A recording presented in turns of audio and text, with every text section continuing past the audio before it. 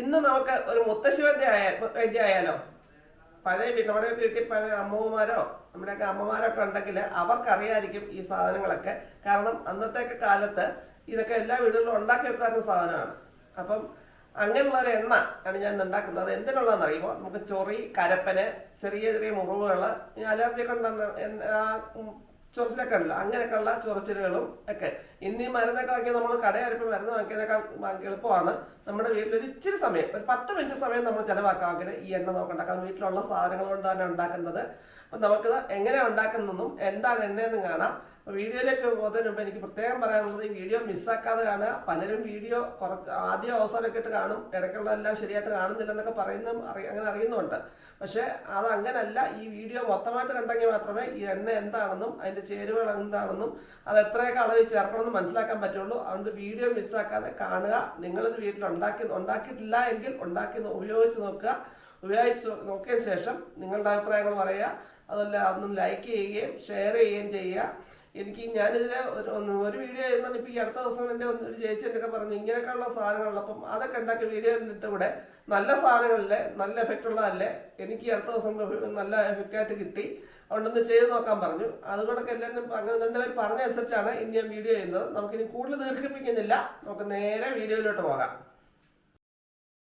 എൻ്റെ എണ്ണ ഉണ്ടാക്കാൻ വേണ്ടിയിട്ട് കാച്ചാൻ വേണ്ടിയിട്ട് ഞാൻ ഒരു 200 മില്ലി വെളിച്ചെണ്ണ, നല്ല വെളിച്ചെണ്ണ ഒഴിച്ചിട്ടുണ്ട് ഒരു പാത്രത്തിലേക്ക്. അത് തിളച്ച് വരുന്നുണ്ട്. അതിലേക്ക് നമുക്ക് ഇതെന്താ തേക്കിൻ്റെ മൊട്ട്, അതായത് കൊച്ചില, കുരുന്നില, അതാണ് എടുത്ത് വെച്ചേക്കുന്നത്. ഇതിനകത്തേക്ക് നമുക്ക് ഇട്ട് കൊടുക്കാം.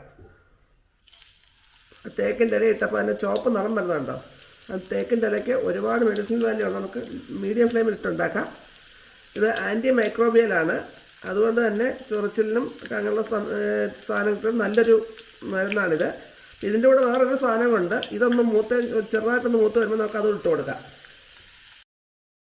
ഇത് രണ്ടൊന്ന് മൂത്ത് വരുന്നുണ്ട്. നമുക്ക് ഇതിനകത്തേക്ക് ഇട്ടുകൊടുക്കുന്നുണ്ട് വെറ്റ നമ്മൾ ചെറുതായിട്ട് ഇങ്ങനെ കീറി ഓരോ പീസായി ഇട്ട് കൊടുക്കണം. വെറ്റ ഇട്ട് കൊടുക്കുമ്പോൾ സൂക്ഷിക്കണം, അത് പൊട്ടിത്തെറിക്കാൻ സാധ്യതയുള്ള സാധനമാണ് വെറ്റ. ഇതിന് ആൻറ്റി ഫംഗൽ, ആൻറ്റി ബാക്ടീരിയൽ ഗുണങ്ങളുള്ളതായതുകൊണ്ട് ചെറിയ മുറിവോ അങ്ങനെയൊക്കെയുള്ള സാധനത്തിനും നല്ലതാണിത്. ഇത് രണ്ടും കൂടെ ചേർന്ന് തേക്കലയും ഇതും കൂടെ ചേർന്ന് വരുമ്പോൾ നല്ല സാധനമാണ്. നമുക്കിതിനെ ചെറുതായിട്ടൊന്ന് പിച്ചി പറിച്ചിട്ട് ദൂരെ മാറി നിന്ന് ഓരോ ഇലയായിട്ട് അല്ലെങ്കിൽ പൊട്ടിത്തെറിച്ച് മേത്തൊക്കെ വീഴും.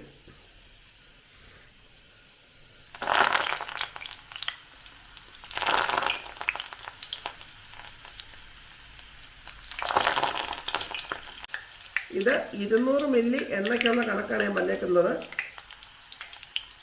2 വെറ്റയും 6-7 തേക്കും മുട്ടും കൂടെ. ഇത് നമ്മുടെ വെറ്റ നല്ലപോലെ മൂത്ത് കഴിയുമ്പോൾ നമുക്ക് തീ അങ്ങ് അടച്ചു കൊടുക്കാം. അതുകൊണ്ട് നമ്മുടെ തേക്കിൻ്റെ മുട്ടും വെറ്റയും എല്ലാം നല്ലപോലെ മൂത്തിട്ടുണ്ട്. ഇനി നമുക്ക് തീ അങ്ങ് അടച്ചു കൊടുക്കാം. നല്ല നിറമുണ്ടായി എണ്ണയ്ക്ക്. ഇത് കണ്ടോ? പിന്നെ ഇത് തണുത്തതിന് ശേഷം ഈ തേക്കിൻ്റെ മുട്ടും വെറ്റയും എല്ലാം മാറ്റിയതിന് ശേഷം നമുക്ക് നല്ല ഉണങ്ങിയ ഒരു കുപ്പിക്കകത്തേക്കാക്കി അടച്ചു വെച്ചേക്കാമെങ്കിൽ കുറച്ചാൾ ഉപയോഗിക്കുക. ഇത് പെട്ടെന്ന് ചൊറിയൊക്കെ അല്ലെങ്കിൽ അത് ചൊറിച്ചിന് മാത്രമല്ല, ഇത് പൊള്ളലിന് നല്ല മരുന്നും കൂടെ. ഇത് പെട്ടൊക്കെ അവിടെ അടുക്കളയിലൊക്കെ വെച്ചേക്കാൻ പെട്ടെന്ന് ചെറുതായിട്ട് പൊള്ളുകയൊക്കെ ചെയ്യാമെങ്കിൽ അവിടെ അത് തേച്ച് കൊടുക്കാൻ പൊള്ളലിൻ്റെ പാടുകളും പൊള്ളലിൻ്റെ ഇതൊക്കെ മാറിക്കിട്ടും. അതിനും നല്ല മരുന്നാണിത്. ഞാൻ നേരത്തെ പറയാൻ വിട്ടുപോയതാണ്.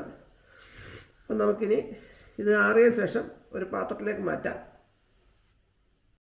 അങ്ങനെ നമ്മുടെ ആ തേക്കും മുട്ടിട്ട് കാച്ച് വെറ്റയും കൊട്ട് കാച്ച് വെളിച്ചെണ്ണ ഉണ്ട് എല്ലാം തണുത്ത് റെഡിയായി വന്നിട്ടുണ്ട്. ഇനി നമുക്ക് ഇതിനകത്തുനിന്ന് ആ ഇലകളെല്ലാം പെറുക്കി മാറ്റിയതിന് ശേഷം നല്ല ഉണങ്ങിയ കുപ്പിക്കകത്തേക്ക് അതൊന്ന് മാറ്റിയെടുക്കാം. അതിൻ്റെ നമ്മുടെ അടുത്ത എണ്ണ ഉണ്ടാക്കാൻ വേണ്ടിയിട്ട് ഒരു ചെടിച്ചട്ടി എടുത്ത് വെച്ചിട്ടുണ്ട്. അതിനകത്തേക്ക് ഒരു 125 മില്ലി, അതായത് 4-5 വലിയ സ്പൂണിനകത്തുള്ള എണ്ണ അതിനകത്തോട്ട് ഒഴിച്ചു കൊടുക്കാം. ആ എണ്ണ ഒന്ന് ചൂടാക്കി കഴിഞ്ഞിട്ടാണ് അതിൻ്റെ അടുത്ത സാധനം നോക്കാൻ അതിനകത്തേക്ക് ചേർത്ത് കൊടുക്കാൻ. ഞാൻ ഈ പാചകം ചെയ്തിട്ടുണ്ടല്ലോ, എല്ലാത്തിനും ചേരുവന്നേ വരത്തുള്ളൂ. അപ്പോൾ അതിൻ്റെ എണ്ണ നല്ലപോലെ ചൂടായിട്ടുണ്ട്. ഞാൻ അതിനകത്തേക്ക് ഒരു പിടി കപ്പളത്തിൻ്റെ ഇല, മൂത്ത ഇല, അതായത് കപ്പളം എന്ന് പറയുമ്പോൾ ഓമ പപ്പായ എന്നൊക്കെ പറയും. ഞങ്ങളുടെ ഓമയെന്നാണ് പറയുന്നത്. എന്നാലും എല്ലാവർക്കും മനസ്സിലാവേണ്ടത് കപ്പളങ്ങയാന്ന് പറഞ്ഞത്. അതിൻ്റെ നല്ല മൂത്ത ഇല അങ്ങോട്ടിട്ട് അതൊന്ന് നല്ലപോലെ ഇല മൂത്ത് വരണം. ഇതൊക്കെ ഞാൻ ചെയ്ത് നിങ്ങൾക്ക് പറഞ്ഞു തരുന്നത് ഞങ്ങളുടെ അനുഭവത്തിൽ നിന്ന്, എൻ്റെ അനുഭവത്തിൽ നിന്ന് ഉള്ള കാര്യങ്ങളാണ് ഞാൻ ചെയ്യുന്നത്. അതുകൊണ്ടാണ് എല്ലാവരും ചെയ്ത് നോക്കിയാൽ നല്ലതാണെന്ന് ഞാൻ പറയാൻ കാര്യം. അപ്പോൾ അതുകൊണ്ട് ഈ ഇലയെല്ലാം നല്ലപോലെ മൂത്തിട്ടുണ്ട്. നമുക്ക് ആ ഇലയെല്ലാം അതിനകത്ത് മാറ്റി കൊടുക്കാം, ചൂടോടെ അല്ലെങ്കിൽ മാറ്റി കൊടുക്കാം. അതിനകത്ത് ഒരു സാധനം കൂടെ ചേർക്കാറുണ്ട്, അതിനാണ് ഇല മാറ്റി കൊടുക്കുന്നത്. ഇപ്പം അതിൻ്റെ എണ്ണയ്ക്ക് നല്ല പച്ച നിറമാണ്.